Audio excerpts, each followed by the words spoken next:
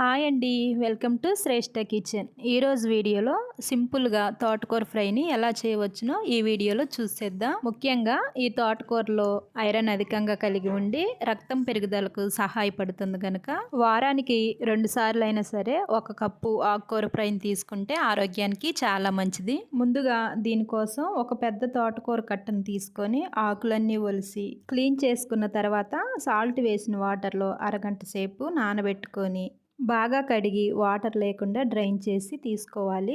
ఇప్పుడు ఒక medium size ఉల్లిపాయలను సన్నగా ముక్కలు తరిగి పక్కనుంచుకోవాలి. అదేవిధంగా 5-6 పచ్చిమిర్చిని కూడా సన్నగా తరిగి పక్కనుంచుకోవాలి. ఈ విధంగా ముక్కలన్నీ తరిగిన తర్వాత ఇప్పుడు నీట్గా కడిగిన తోటకూరను వీలైనంత సన్నగా తరిగి తీసుకోవటం వల్ల తొందరగా ఉడుకుతుంది. ఈ విధంగా సన్నగా తరిగిన తోటకూరను పక్కనుంచుకొని ఇప్పుడు స్టవ్ పై ప్యాన్ పెట్టుకొని ప్యాన్ వేడైన తర్వాత సరిపడా ఆయిల్ వేసుకోవాలి.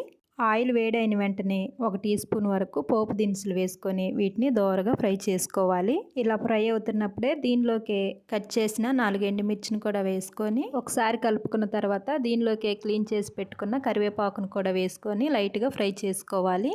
ఇప్పుడు సన్నగా తరిగి పెట్టుకున్న 1 కప్పు ఉల్లిపాయ ముక్కలు కూడా వేసుకొని లైట్గా ఫ్రై చేసుకున్న తర్వాత దీనిలోకి తరిగిన పచ్చిమిర్చి ముక్కలు కూడా వేసుకొని బాగా ఫ్రై చేసుకోవాలి. ఉల్లిపాయ ముక్కలు మరీ ఎక్కువ వేగాల్సిన అవసరం లేదు. ఈ విధంగా ఫ్రై అయిన తర్వాత ఇప్పుడు సన్నగా తరిగి పెట్టుకున్న తోటకూరను కొంచెం కొంచెంగా అంతా వేసుకున్న తర్వాత నిదానంగా కలుపుతూ సాల్ట్ వేయకుండా మూత పెట్టుకోకుండా ఈ ఆకుకూరను ఆయిల్లోనే బాగా ఫ్రై చేసుకోవాలి. ఆకుకూర వేసిన వెంటనే సాల్ట్ వేసామంటే ఆకులో నుంచి నీళ్లు ఊరి ఫ్రై టేస్ట్ మారిపోతుంది, చప్పగా అవుతుంది కనుక ఆకు ఫ్రై అయిన తర్వాతే సాల్ట్ వేసుకోవాలి. దీనిలోకి 1/2 టీ స్పూన్ పసుపు, రుచికి సరిపడా సాల్ట్ వేసుకొని అంతా ఒకసారి బాగా కలుపుకున్న తర్వాత ఈ ఆకుకూర ఫ్రై మరింత టేస్టీగా ఉండాలంటే దీనిలోకి కావాల్సిన మసాలా పౌడర్ను ప్రిపేర్ చేసుకుందాం. దీనికోసం 2 ఎండుమిర్చి, 2 టీ స్పూన్ల నువ్వులు, 1/2 టీ స్పూన్ జీలకర్ర వేసుకొని మెత్తని పౌడర్లో గ్రైండ్ చేసుకోవాలి. గ్రైండ్ చేసుకున్న ఈ పౌడర్ను తోటకూర ఫ్రైలో వేసుకొని కలుపుకోవటమే. నువ్వుల పొడి కూడా వేసుకున్నాం కదా, చాలా అంటే చాలా రుచిగా ఉండి సింపుల్గా చేసుకునే ఈ తోటకూర ఫ్రైని వీక్లీ 2 టైమ్స్ అయినా సరే 1 కప్పు తీసుకున్నామంటే మన బాడీకి కావాల్సిన కాల్షియం, ఐరన్ సమృద్ధిగా అందుతుంది.